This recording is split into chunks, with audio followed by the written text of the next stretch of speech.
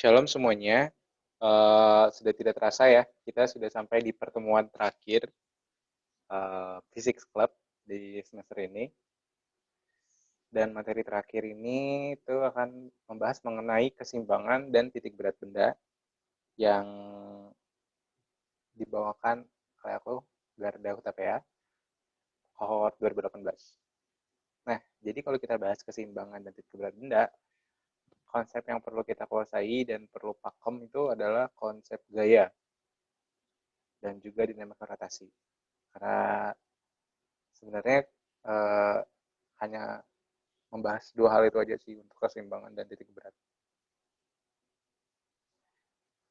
Oke, tujuan pembelajarannya dari materi ini itu ada 3 yang aku rancangkan, yaitu memahami konsep keseimbangan benda tegar, yang kedua menganalisis masalah keseimbangan benda tegar, terus yang ketiga memahami konsep titik berat. Oke, apa itu keseimbangan? Karena kita akan belajar keseimbangan benda, apa itu keseimbangan? Apa yang menyebabkan suatu benda atau suatu kondisi dikatakan seimbang? Apa yang membuat hal tersebut? Teman-teman bisa tulis pengertian teman-teman masing-masing, di buku catatannya, boleh baca-baca literatur dulu untuk mendefinisikan keseimbangan. Tapi secara fisika, oke, ada syaratnya. Sekarang kita perhatikan dulu. Ini ada gambar buku di atas meja, diletakkan di atas meja, terlihat bahwa gaya yang bekerja pada buku tersebut ada 2, yaitu gravity atau gaya gravitasi dan juga normal force atau gaya normal. Nah, kedua gaya ini besarnya sama dan namun arahnya berbeda. Jadi kalau kita hitung resultan gayanya, maka resultan gaya yang bekerja pada buku ini itu hasilnya 0. Maka buku tersebut dikatakan dalam keadaan seimbang. Jadi kalau disimpulkan, salah satu syaratnya adalah resultan gaya yang bekerja pada benda tersebut atau objek tersebut harus bernilai 0, baik itu di sumbu Y maupun di sumbu X. Kalau dari contoh ini, hanya di sumbu Y, karena di sumbu X tidak ada gaya apapun yang diberikan atau bekerja pada buku. Oke. Nah, di gambar ini ada jungkit yang masing-masing ada bebannya ya. Yang ini karung beras, yang ini karung tepung mungkin. Nah, dari sini terlihat bahwa keadaannya seimbang ya. Jadi nggak miring ke kiri ataupun ke kanan. Kenapa? Padahal kan ada bebannya nih di kiri dan kanan. Yang pertama pasti karena syarat pertama tadi.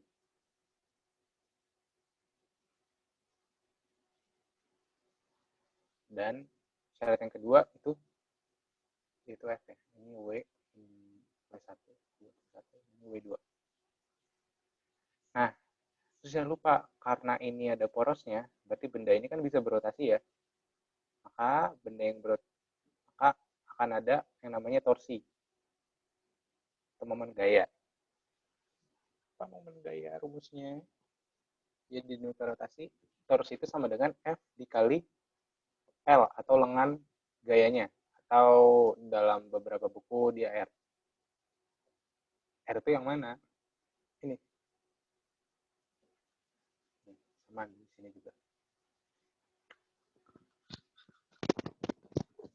Oke, nah ini R-nya sama.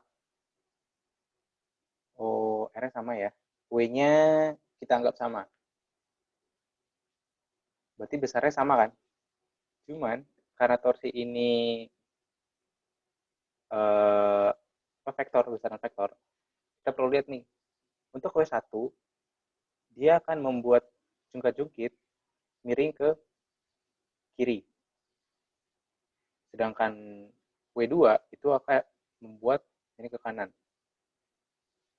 Berarti masing-masing dari sebenarnya kesepakatan sih. Jadi ketika berotasi searah jarum jam, kita buatnya positif ya.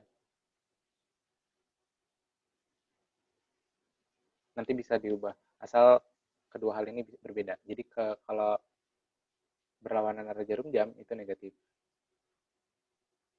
Maka karena ini besarnya sama, berarti W2 dikurang W1, hasilnya sama dengan 0. Maka torsinya juga 0. Jadi syarat kedua yang menunjukkan bahwa benda itu seimbang adalah torsinya, sigma torsinya, atau resultan torsinya itu sama dengan 0. Oke. Oke, kita lanjut ke latihan soal. Wah, cepet banget langsung latihan soal. Iya, karena sebenarnya konsep dari materi ini, materi keseimbangan itu hanya dua hal tadi. Sisanya ya konsep gaya dan juga dinamika rotasi. Kita langsung lanjutkan aja. Oke, soal pertama. Di sini ada benda atau beban yang beratnya 400 N. Karena ini beban, kita buat BA. Arahnya ke bawah. Terus ada digantung dengan kedua tali yang membentuk sudut 37 derajat dan juga 53 derajat. Nah, yang ditanya adalah tegangan masing-masing tali, T1 maupun T2. Oke. Kita lihat gambarnya dulu. Kalau dari sini, kita harus gambar dulu garis-garisnya ya. Yang pertama, yang tadi, W. Ke bawah. Nilai 400N. Terus ada T2. Tegangan tali 2. Terus ada tegangan tali 1. Untuk memudahkan, kita akan menguraikan komponen T1 dan T2.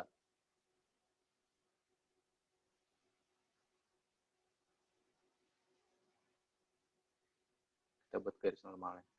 Nah, maka di sini ada T2X, terus yang ke atas itu ada T2Y. Sama halnya dengan T1. Yang ke sini ada T1X, yang ke atas ada T1Y. Oke. Sudah, hanya seperti itu gaya-gaya yang bekerja. Sekarang kita langsung masukkan hitung masing-masing besarnya. T1X. Ya, T1X. Berarti T1 dikali cos 37 derajat. Aku harap teman-teman sudah pada tahu ya, kenapa kita pakainya cos bukan sin. Karena kita cari yang di samping sudut. Samping sudut kan T1X ya. Jadi kita pakai cos. Itu cara simpelnya. Cos 37 0,8 T1. Terus ke T2X. Sama, karena ini mencari sumbu X juga, kita pakai cos, tapi sudutnya 53 derajat. Jangan 37 derajat lagi. Karena yang diimpit adalah 53 derajat.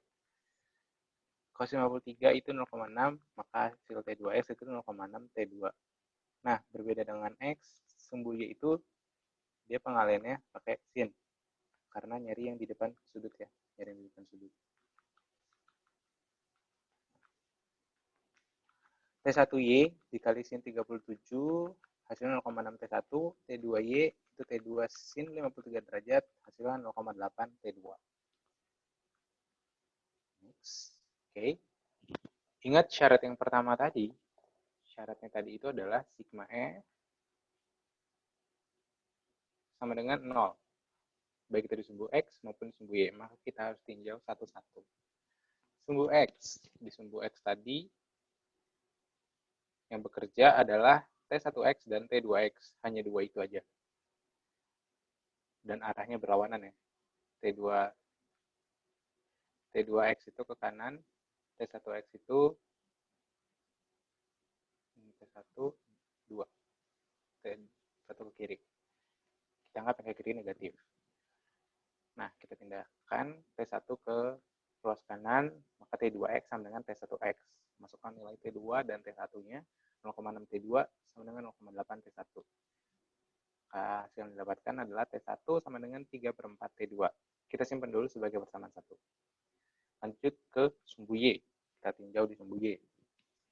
Nah, di sumbu Y tadi, itu ada T1Y dan T2Y yang bekerja ke atas, 1 dan 2. Dan ada gaya berat dari bebannya itu W yang bergerak ke bawah. Kita anggap yang ke bawah itu negatif. Jadi T1Y ditambah T2Y dikurang W. Oke. Kita masukkan angkanya, T1 tadi itu 0,6 di slide yang sebelumnya, 0,6 T1, T2Y itu 0,8 T2, W langsung kita pindahin ke ruas kanan, jadi positif 400. Nah, terus T1 yang ada di sini, kita ganti atau substitusikan dengan menggunakan nilai ini, 3/4 T2. Ya. Oke. Terus kedua ruas kita bagi 4. Dikali 4. Kita kalikan dengan 4. Maka hasilnya 1,8 T2 ditambah 3,2 T2 sama dengan 1.600. Kita jumlahkan yang di ruas kiri, jadinya 5 T2 sama dengan 1.600. Maka T2 yang kita dapatkan yaitu 1.600 dibagi 5, hasilnya 320 N. Oke, ini persamaan 2. Nah, lalu untuk mendapatkan nilai T1, kita gunain nilai T2 dimasukkan ke persamaan 1 tadi. Ini ya, di bawah. 3/4 dikali T2. T2 itu 320. Ini jadi 80. 80 kali 3, 240 Newton.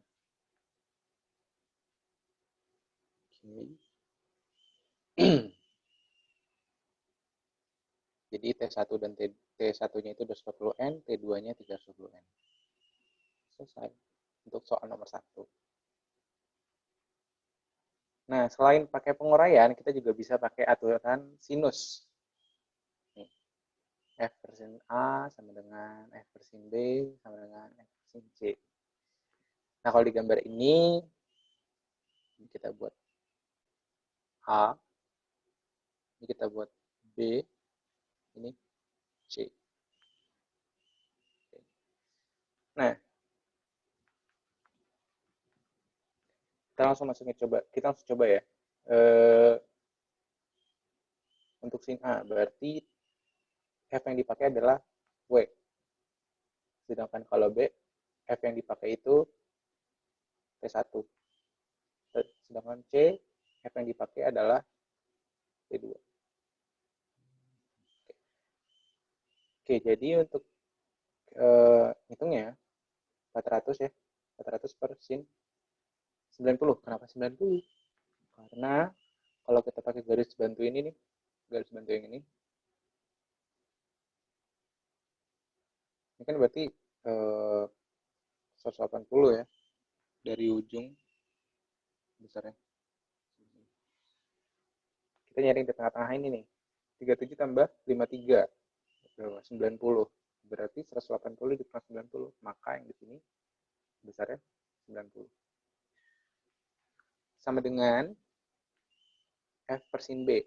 F-nya T1, sin B itu berarti, nah, perlu diperhatikan juga, sin B ini yang dimaksud itu bukan 53 ya, bukan lebar dari sini, tapi dari sini sampai ke bawah. Itu besarnya B. Nah, kenapa 143? Kalau kita pakai garis bantunya ini kan siku-siku ya, berarti 90 derajat. Maka 53 tambah 90 derajat, jelas 143. Oke. Sin 90, 1, ini 1. Nah, sin 143 itu 0,6. kali silang ke 400 kali 0,6 jadinya 240 Newton. Itu besar T1-nya. Sama ya dengan yang didapatkan di sini. Nah, untuk T2, teman-teman bisa cari secara mandiri. Ingat C-nya bukan 37 derajat. Hasilnya harus 320. Oke. Soal yang kedua. Oke. Jadi di sini ada batang ya, digantung beban terus diikatkan dengan tali. Yang ditanya adalah tegangan tali yang ini.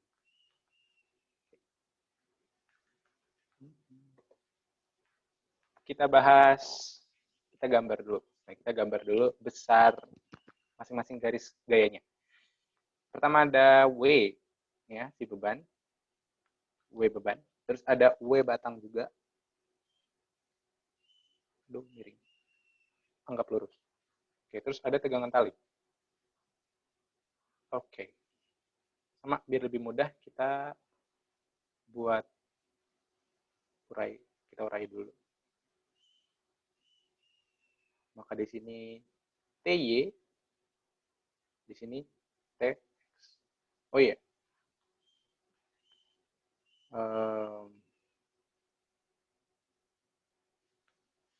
Besar beban dari batangnya ini, dia punya gaya berat sendiri ya.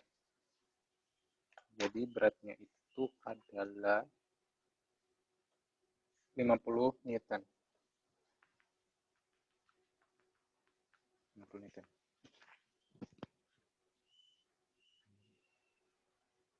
W dari batang itu 10 Newton. Oke, jadi ada 4 gaya. W beban, terus W batang, tegangan tali sumbu Y, tegangan tali sumbu X. Oke.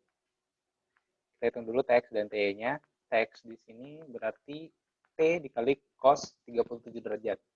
Sama kayak yang di soal sebelumnya. Cos 37 itu 0,8, maka TX-nya adalah 0,8 T. TY-nya itu sin 37 derajat. Jadi 0,6 T. Nah, kalau dari sini, kita hanya hitung torsinya. Karena dia berotasi ya. Di sini dia bisa berotasi, aku udah ngasih tahu tadi. Nah, sekarang kita lihat dulu nih arah-arah torsinya ya. Jadi,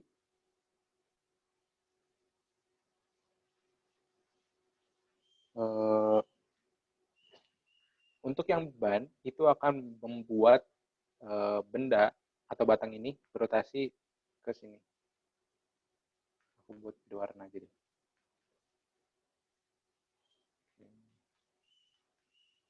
Dia akan berotasi ke sini. Sama halnya dengan berat batang itu sendiri ya. Dia akan membuat berotasi ke sini. Tapi kalau tegangan tali, dia akan berotasi ke sini. Nah, di slide yang awal-awal tadi, kita kesepakatan. Kalau misalnya dia searah jarum jam, kita ganti ya, kita buat kalau searah jarum jam, kita buat negatif. Tapi kalau berlawanan itu positif. Sebenarnya nggak masalah sih positif negatif. Yang penting harus dibuat aja tandanya. Oke, kita hitung torsinya. Nah, torsi itu kan tadi F dikali R ya. Ya ini kan ini ngitung berat batang. Berat batangnya tadi, torsi di batang. Berat batangnya tadi kan itu 50 Newton. Nah, kenapa yang 70? Karena panjang keseluruhan. Panjang keseluruhannya kan 140 ya. Dari sini sampai sini itu kan 100, terus dari sini sampai sini 40. Tapi lengan dari berat batang ini kan cuma setengah dari batangnya. Makanya kita buat 70. Terus TY. Nah, sama TY itu dia lengannya di 100 cm, nggak di sini, nggak di sini. Dia di sini. Jadi TY dikali 100. Positif ya. Positif. Dikurang 100 100 kali 140 karena bebannya digantung di ujung. Jadi panjang lengannya dari sini sampai sini. Oke, kita hitung, maka TY-nya sama dengan 175. Kita masukkan nilai TY. TY itu tadi 0,6 T, maka T sama dengan 175 per 0,6. Hasilnya 292 Newton. Maka tegangan tali ini itu hasilnya 292 Newton. Oke, seperti itu. Sekarang kita lanjut ke titik berat. Nah, titik berat itu merupakan pusat berat dari suatu benda atau resultan gaya gravitasi dari suatu benda. Kalau kita lihat gambar yang di atas nih, pasti suatu benda itu punya beberapa banyak titik-titik ya, titik-titik gravitasi. Nah, tapi titik berat itu merupakan resultannya. Jadi hanya satu doang. Ini bisa kita bisa kita buktikan dengan kalau misalnya kita main penggaris, terus tengah-tengahnya kita tumpuk dengan satu jari, terus keadaannya seimbang. Nah, itu merupakan titik berat dari penggaris tersebut. Nah, menentukan titik berat. Karena tadi titik berat itu merupakan resultan gaya gravitasi, maka cara menentukannya itu dengan cara seperti ini. W itu kan gaya berat ya, M dikali G.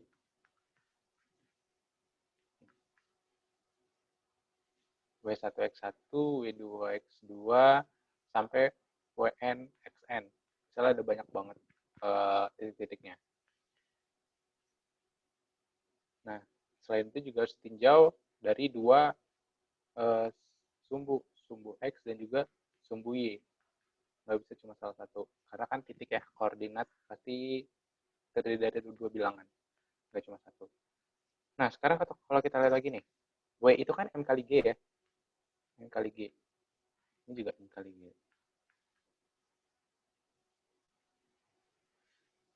G-nya kita keluarin. Maka G, kita anggap ini udah M ya. M. Sisanya M. Nah, ini juga nih. G-nya kita keluarin. Karena G kan nilainya sama semua ya. Nggak ada yang beda-beda. Karena bendanya masih di tempat yang sama. M. Nah, G-nya bisa cancel out nih. Jadi sisa. Jadi nanti bentuk persamaan yang dipakai itu adalah ini. M1X1 ditambah M2X2 sama juga untuk sumbu Y, M1Y1 ditambah M2Y2.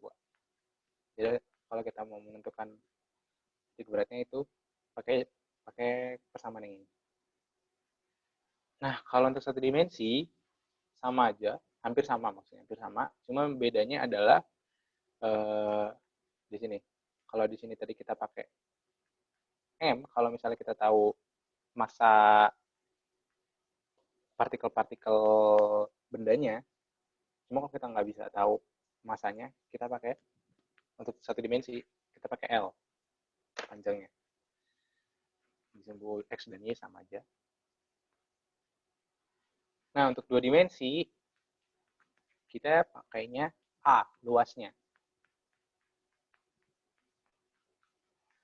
Sedangkan kalau tiga dimensi, ya kita pakai volume.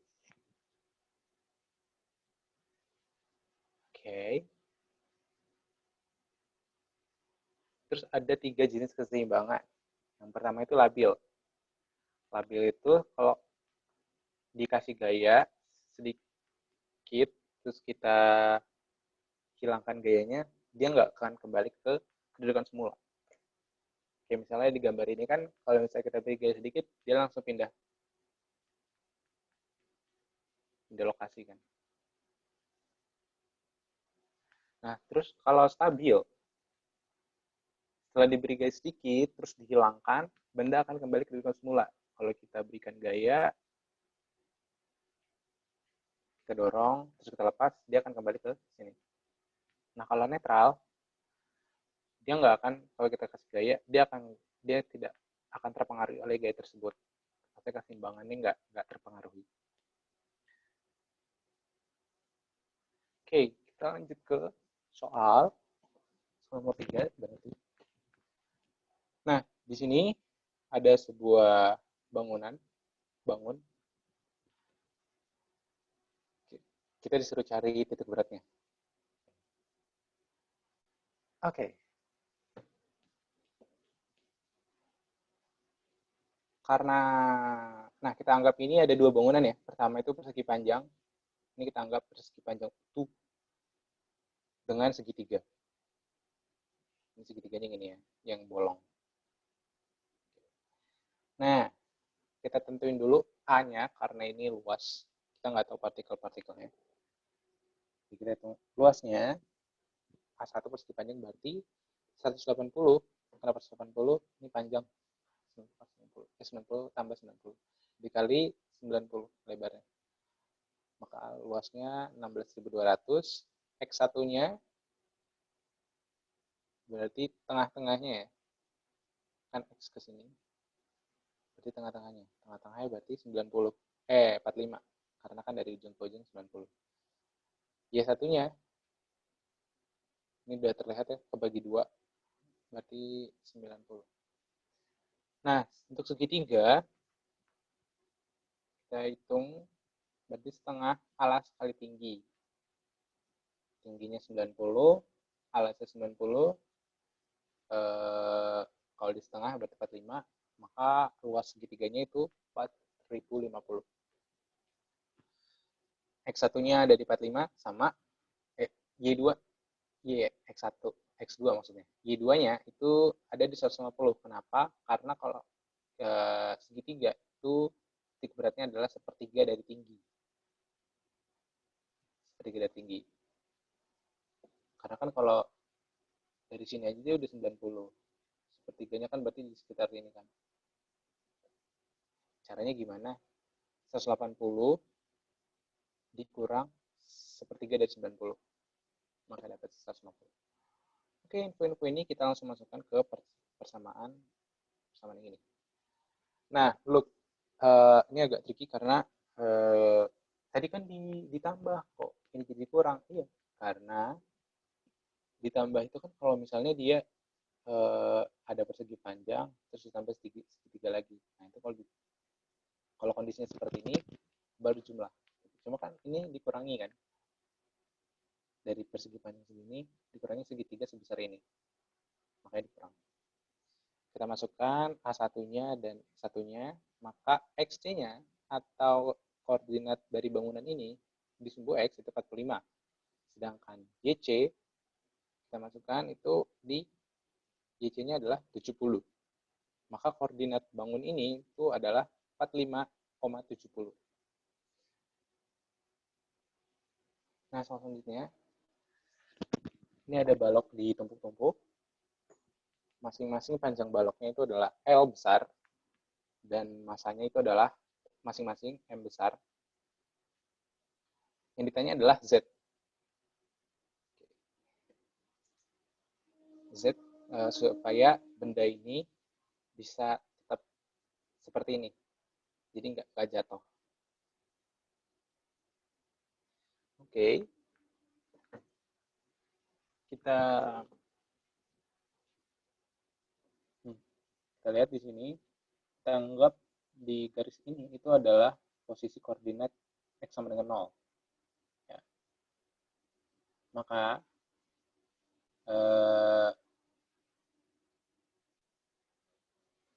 X1 itu L per 2. Kenapa L per 2? Karena dari sini sampai sini. Kan tadi panjangnya itu adalah L, sedangkan ini sampai ini adalah setengah dari L. Maka X1-nya L2.